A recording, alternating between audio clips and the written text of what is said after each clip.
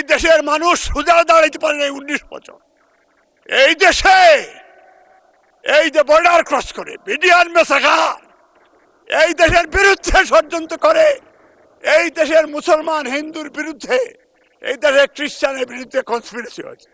আপনি ধর্মীয় বুক দেখলেই তারা জানে নেই, এদের বিচার বাংলার জমিনে হইতে হবে। মাননীয় স্পিকার, আমার দক্ষিণ সুরমা, ফেঞ্চুগঞ্জ, বালাগঞ্জ এবং সিলেট 3 আসন গত 19 বছর ফেসিস্টরা একটা ফুটও ডেভেলপমেন্ট করেনি। আজকে উদাহরণস্বরূপ যদি বলতে চাই, আজকে ফেঞ্চুগঞ্জ একটা জুড়াই নদী গত 19 বছর করে গত ফেসিস্ট সরকার তারা বিভিন্নভাবে মানুষকে এই নদীর মিথ্যা আশ্বাস দিয়েছিল।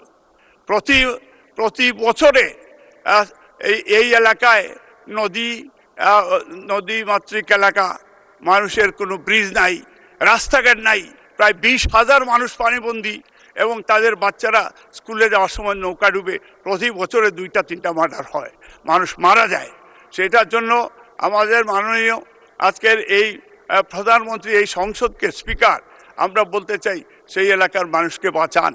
এবং সেখানে বাগমারা, আপনার পিটাইটিকর এবং এই ভেলকুনা, ফেঞ্চুগঞ্জের এইসব এলাকায় একটা রাস্তাও নাই, এবং সেই রাস্তার জন্য আমি আপনাদের কাছে সবিনয় অনুরোধ যাব যে সেই ফেঞ্চুগঞ্জ এবং বালাগঞ্জ নদী ভাঙ্গন, এবং নদী ভাঙ্গনে অনেক মানুষ আজকে নদী ভাঙ্গনে মানুষ দিশাহারা, সেইখানেও আমি মাননীয় প্রধানমন্ত্রীর দৃষ্টি আকর্ষণ করে বলবো যে এই নদী ভাঙ্গনকে বালাগঞ্জবাসীকে বসান।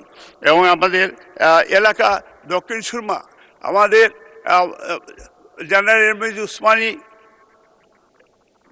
মুক্তিযুদ্ধের সর্বাধিনায়ক, আমরা উনার এলাকা রিয়ার এডমিরাল মাহবুব আলী খান, উনার এলাকা, আমাদের মাননীয় প্রধানমন্ত্রীও সেই এলাকায় গিয়েছেন, এবং আমাদের চণ্ডীপুল থেকে বালাগঞ্জ পর্যন্ত আমাদের সেই চাইল্ড লাইন রাস্তার জন্য অনেক দিন ধরে আমাদের দাবি, এবং মাননীয় প্রধানমন্ত্রী নিজেও ভিজিট করে আসছেন। 34, 35 সানবিট 1 চামচে 30+ বাসন পরিষ্কার। সেই দিন লেটেস্ট আমাদের মাননীয় এলজিআরডি প্রতিমন্ত্রী উনিও গিয়েছেন, উনিও খুব আন্তরিক, উনি বলেছেন যে এই এলাকার মানুষের জন্য এই রাস্তাগুলি করে দিবেন।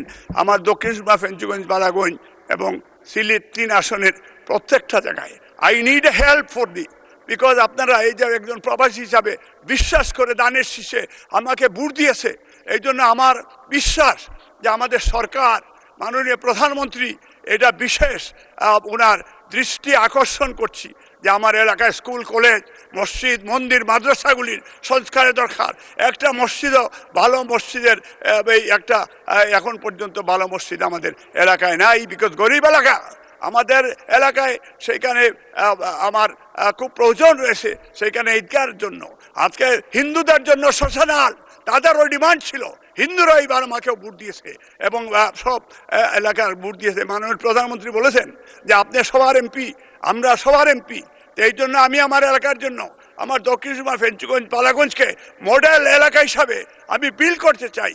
আপনাদের সাহায্য চাই, সহযোগিতা চাই। আমি মাননীয় স্পিকার আপনাকে ধন্যবাদ দিতে চাই যে অ্যাটলিস্ট গত 15 বছর, এই যে 17 বছর আমাদের প্রিয় নেতা নেতৃত্ব দিয়েছেন মানুষের ভোটাধিকার ফিরিয়ে দেওয়ার জন্য, এবং আজকে আমরা সেই ভোটাধিকার ফিরিয়ে আসতে এই জন্য এই যে ফেসিস্ট মাফিয়া সরকার দেশকে লুট করে দেশের বাইরে অর্থনৈতিকভাবে দেশকে দেউলিয়া করেছে, এই জন্য অ্যাটলিস্ট প্রেসিডেন্টকে ধন্যবাদ দেই।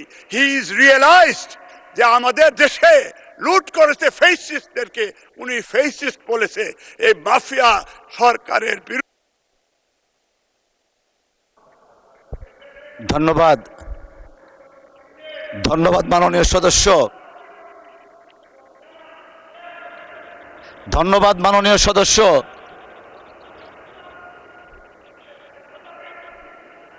আচ্ছা আচ্ছা আচ্ছা, মাননীয় সদস্য একটু থামুন। মাননীয় সদস্য 1 মিনিট আপনাকে বরাদ্দ দেওয়া হচ্ছে, একটু থামুন।